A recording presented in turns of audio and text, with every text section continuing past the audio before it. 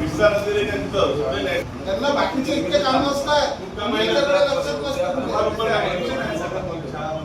आणि त्याच्या पुढची काय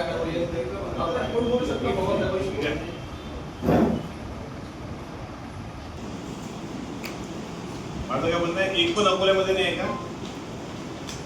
तुम्ही कुठे कुठे शिक्षण विभाग एवढे मोठे इथे कर्मचारी आहे, 2 कर्मचारी पाठवा तुम्ही कार्यालय होलीकरॉस आम्ही सर नाही तर ते कोणाकडे आम्हाला माहित नाही. तुम्हाला आमचं म्हणणं आहे जोपर्यंत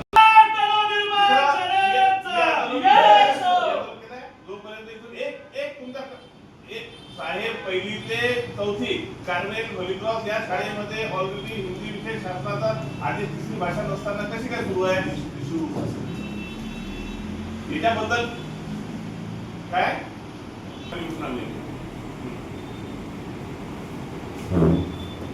नाही ना आता आम्हाला आता ह्या शाळा मंदिर सर एक फोन लावायचं नाही दोन ठीक आहे आपण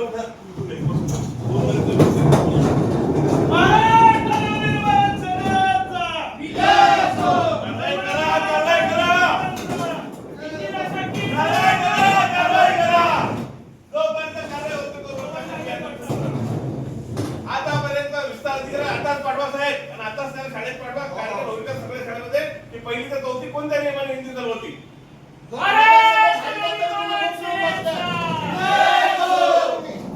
अजून तामिळ भाषा शिकवायला पाहिजे तर तुम्हाला या पदावर राहायचा अधिकारच नाहीये. पहिले विस्तार अधिकारी गेला पाहिजे, आता रिपोर्ट पाहिजे, त्याच्याशिवाय काही शिक्षण नाही.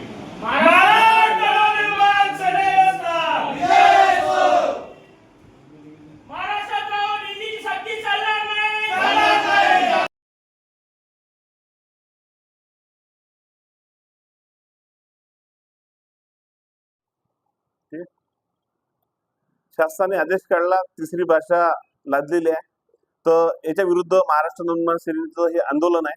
आपण पाहिलं असता तर प्रत्येक शाळेत जाऊन मुख्याध्यापकाला आम्ही पत्र दिलेलं आहे.